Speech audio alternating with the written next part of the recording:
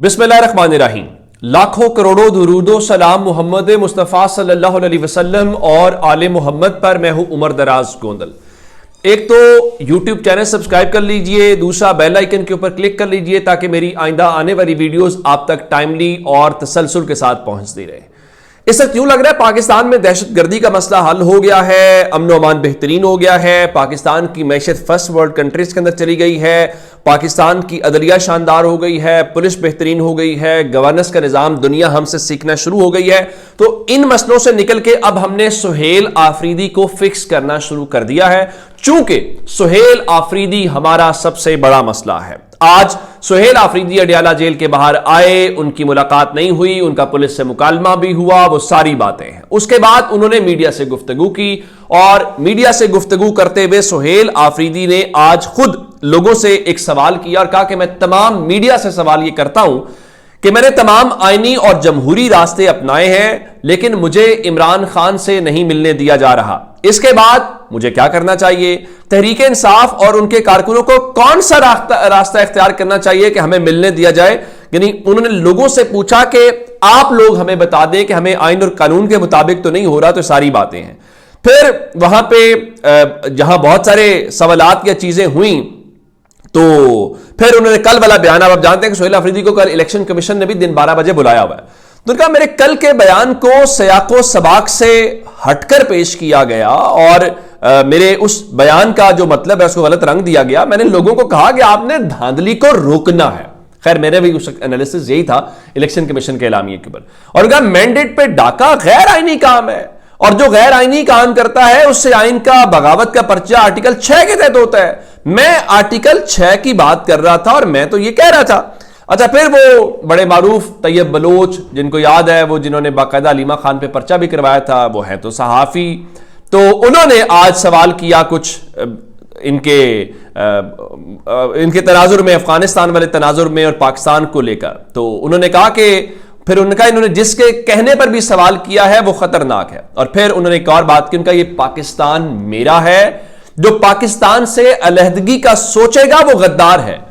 हमने यहां रहकर पाकिस्तान से इन चोरों लुटेरों को भगाना है, पाकिस्तान सदा रहेगा। तो मेरा ख्याल है आज बहुत सारे लोगों का अगर जो शक व शुबा था, जो इस किस्म के इल्जामात करते थे, वो उनको सवालों का जवाब मिल गया। लेकिन जो एक्शन की बात मैं कर रहा हूं वो क्या है?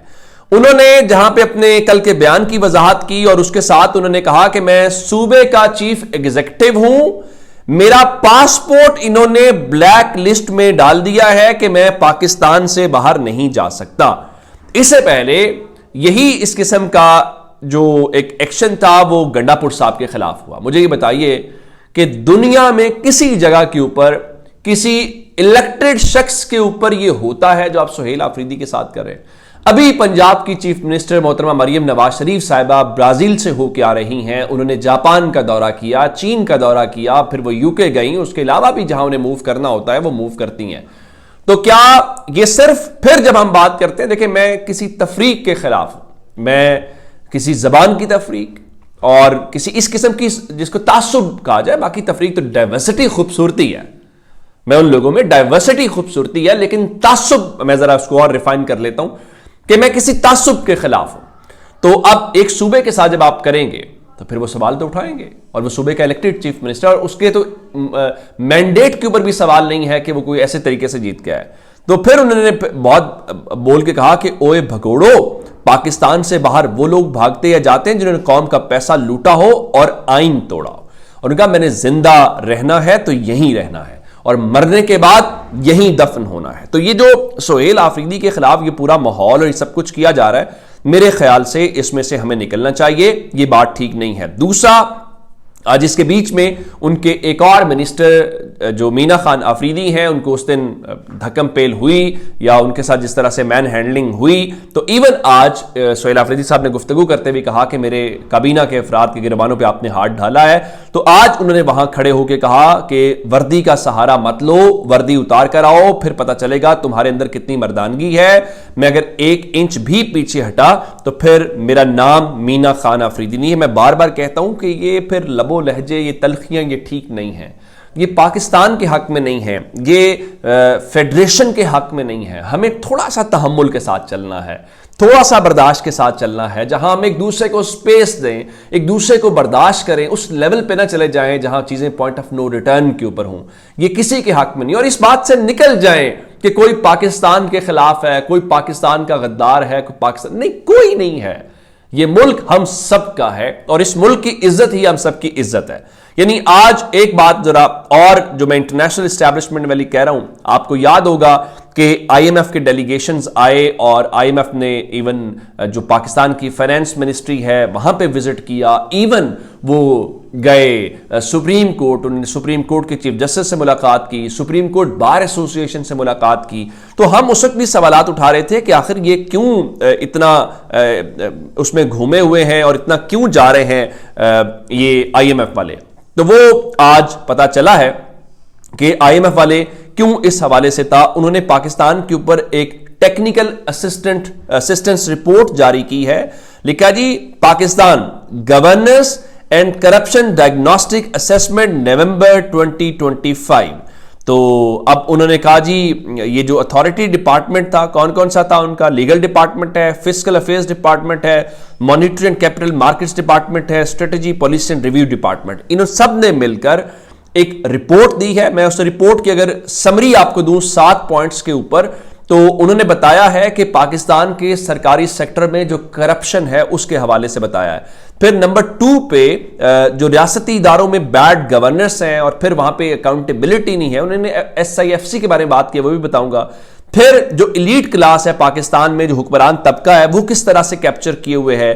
پھر جو پیچیدہ ٹیکس کا نظام ہے وہ کیسے کرپشن کو سپورٹ کر رہا ہے. پھر عدالتی نظام کے حوالے سے بات کی ہے, پھر رشوت ہے, پھر قرضوں کے حوالے سے. میں ذرا ایک ایک کر کے ان چیزوں کے حوالے سے, اور میں آپ کو ایک اور بات بتاؤں, ایسا نہیں ہے کہ یہ رپورٹ کوئی گورنمنٹ نے, کیونکہ یہ ابھی گورنمنٹ کی منسٹری نے جاری کی ہے, تو آخر ہوا کیا ہے. ہوا یہ کہ یہ جنوری کے اندر انہوں نے خود اس رپورٹ میں لکھا ہے کہ جنوری 2025 میں انہوں نے ہمیں دعوت دی کہ آئیں ہماری خرابیاں دیکھیں اور اس کو ڈائگنوز کریں. اور جب ڈائگنوز کیا تو اس کے بعد انہوں نے کیا کیا کہ اس رپورٹ کو انہوں نے چھپا کے رکھا, اور جب یہ سارا کچھ کیا کوئی 8 مہینے انہوں نے لگائے, تو انہوں نے اس رپورٹ کو جب چھپایا تو انہوں نے کیا کہا کہ بھائی اگر آپ نے اگلی جو قسط 1.1 ارب ڈالر کی لینی ہے ہماری رپورٹ جاری کرو تو اس کے بعد ہوگا. اور اس کے بعد اب انہوں نے کیا ہے کہ یہ اگست سے اس کو لیٹ کرتے آ رہے تھے, اب اگلی مجبوری کے اندر اس نے کیا. اب میں ذرا اس کے چیدہ نکات آپ کے سامنے رکھنا چاہتا ہوں, ذرا آپ کو ڈیٹیل پتا چل جائے. ان کا جی پاکستان کا عدالتی شعبہ, کارکردگی کے مسائل, فرسودہ قوانین اور ججز اور عدالتی عملے کی دیانتداری سے متعلق خدشات کے باعث معاہدوں کا نفاذ یا جائیداد کے حقوق کا تحفظ یقینی بنانے میں ناکام ہے. نمبر 1. پھر کہا کہ عدلیہ کو عوامی سروس میں مسلسل سب سے کرپٹ ریاستی اداروں میں سے ایک قرار دیا جا رہا ہے, جو موجودہ عدالتی نظام پر عدم اعتماد کی علامت ہے. یعنی اللہ ماشاءاللہ جناب یحییٰ آفریدی صاحب کو مبارک ہو, اب پاکستان کا سب سے جو کرپٹ ریاستی ادارہ ہے اس حوالے سے عدلیہ کا نام آ رہا ہے. پھر انہوں نے جو پاور ایلیٹس کے حوالے سے کہا کہ چینی کی قیمتوں میں اضافے سے سیاسی طور پہ طاقتور افراد ملوث ہیں. حکومتی سرپرستی میں کی جانے والی برآمدات کے فیصلے نے اندرونی مارکیٹ میں قیمتوں کے بڑھنے کا باعث بنے, تاہم ان سنگین انکشافات کے باوجود احتساب محدود رہا. اور ان کا جی شوگر ملوں کے مالکان, جن میں سے کئی حکومتی عہدوں پر فائز ہیں, انہوں نے گنے کا حفاظتی ٹیرف یقینی بنائے رکھا جس سے ان کی صنعت منافع بخش رہی جبکہ مسابقت کو شدید نقصان پہنچا. انہوں نے برآمدات اور قیمتوں سے متعلق پالیسیوں پر بھی اپنے فائدے کے لیے اثر انداز ہونے کی کوشش کی. اور پھر کہا کہ پاکستان میں اشرافیہ یعنی ایلیٹس اپنی جیبیں بھرنے کے لیے معاشی ترقی میں رکاوٹ ڈال رہی ہیں. اور پھر عدلیہ کے حوالے سے کہا کہ ججز کی تقرری میں اگر شفاف اصول نہ بنائے گئے تو عدلیہ کی آزادی پر خدشات بڑھ سکتے ہیں. ججوں کی تقرری کے لیے واضح, شفاف اور میرٹ پر مبنی نظام بنایا جائے. اس کا مطلب ہے کہ یہ جو موجودہ آپ نے تماشا لگایا ہوا ہے, اس موجودہ تماشے کو لوگ ماننے کو یا سننے کو انٹرنیشنلی بھی تیار دکھائی نہیں دے رہے. اب آپ اس کو کسی چیز میں لپیٹا ڈالنا چاہتے ہیں تو لپیٹا ڈال لیجئے, لیکن فی الحال تاثر یہی ہے. اچھا, اب یہ جو ججز کی رپورٹ کے حوالے سے میں آپ کے سامنے تفصیلات رکھ رہا ہوں. پھر انہوں نے ایس آئی ایف سی کے حوالے سے کہا کہ جو ایس آئی ایف سی کی پہلی سالانہ رپورٹ ہے وہ عوام کے سامنے پیش کی جائے اور بتایا جائے کہ ایس آئی ایف سی کی معاونت سے کتنے معاہدے ہوئے ہیں. بھلا کسی کی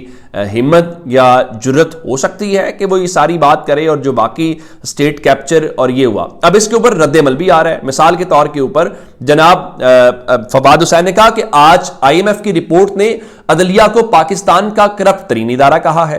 یہ رپورٹ جج صاحبان اور کورٹ سٹاف کی تنخواہوں اور برات میں بے انتہا اضافے کے بعد آج ہے. چیف جسٹس اس پر بڑی جوڈیشل کانفرنس کریں اور ان کیمرہ اس المناک صورتحال پر غور کریں, کیونکہ یہ ان کا اور چیف جسٹس صاحبان کا براہ راست اور بدترین فیلئر ہے. اور دراصل یہ چارج شیٹ چیف جسٹس صاحبان کے اوپر ہے. پھر اسی طرح سے مصطفیٰ نواز کھوکھر جو ہیں انہوں نے بھی اس حوالے سے کہا کہ آئی ایم ایف کی گورننس اور کرپشن پر رپورٹ سامنے آ گئی ہے. یہ رپورٹ ہمارے لیے بطور پاکستانی شرمناک ہے. اندازہ لگائیے کہ ہماری سسکتی معیشت اگر آج 2.5% پر کھڑی ہے تو وہ کرپشن کی وجہ سے ہے. یہی معیشت 5 سے 7% پر جا سکتی ہے اگر صرف ہم کرپشن پر قابو پا لیں. یعنی کروڑوں لوگ صرف اشرافیہ کی حرام خوری کی وجہ سے ایک اذیتناک زندگی گزارنے پر مجبور ہیں. دوسرا, آئی ایم ایف نے SIFC پر سوالات اٹھا دیے ہیں. ادارے کی قانونی حیثیت اور جواب دہی کا میکانزم نہ ہونے پر تعجب کا اظہار کیا اور یہ بھی کہا کہ SIFC اپنی سالانہ رپورٹ جاری کرے جس سے اس کی افادیت کو دیکھا جا سکے. تیسرا, حکومت کی جانب سے ٹینڈرنگ کو شفاف بنانے کا مطالبہ بھی کر دیا اور اربوں کے ٹھیکوں کو ای ٹینڈرنگ اور پارلیمانی نگہداشت کا بھی کہہ دیا. چوتھا, ٹیکس کے نظام اور پانچواں عدالتی نظام میں بہتری لانے کا بھی کہہ دیا. پر یہاں تو عدلیہ کو فتح کرنے سے فرصت نہیں ہے. اسی طرح سے حال ہی میں ڈان سے جن کو نوکری سے نکالا گیا جرنلسٹ ثناء اللہ خان نے لکھا کہ آئی ایم ایف والے بڑے ظالم ہیں, پیسے دے کر ننگا بھی کرتے ہیں. رپورٹ صرف پڑھنے کی نہیں بلکہ سوچنے کا مقام ہے کہ بطور قوم ہم کہاں کھڑے ہیں. اس کے اوپر پھر لوگوں نے کہا کہ یہ رپورٹ تو 3 مہینے پرانی ہے, حکومت دبا کر بیٹھی ہوئی تھی اور دھمکی پہ. تو یہی آج پھر مزمل اسلم صاحب نے بھی کہا کہ آئی ایم ایف کہتا ہے کہ پچھلے 2 سالوں میں حکومت کے بقول 5,000 ارب روپے کی کرپشن ریکوری کی, جو در حقیقت اس سے کہیں زیادہ ہے. اور سچی بات ہے کہ آج ٹی وی شوز کے اندر یا پاکستان کے اندر کیا آج اس رپورٹ کے اوپر ڈسکشن ہوئی ہے؟ نہیں. اس رپورٹ پہ بات نہیں کرنی, نان ایشوز کو ایشو بنانا ہے تاکہ ایشو لوگوں تک نہ پہنچے کہ پاکستان کا یہ بیڑا غرق کرنے والی اشرافیہ کیا کر رہی ہے. تو یہ اب تک کی اپڈیٹس ہیں. اگر آپ نے ابھی تک چینل سبسکرائب نہیں کیا وہ کر لیجئے. اپنا بہت سارا خیال رکھیے گا. خدا حافظ.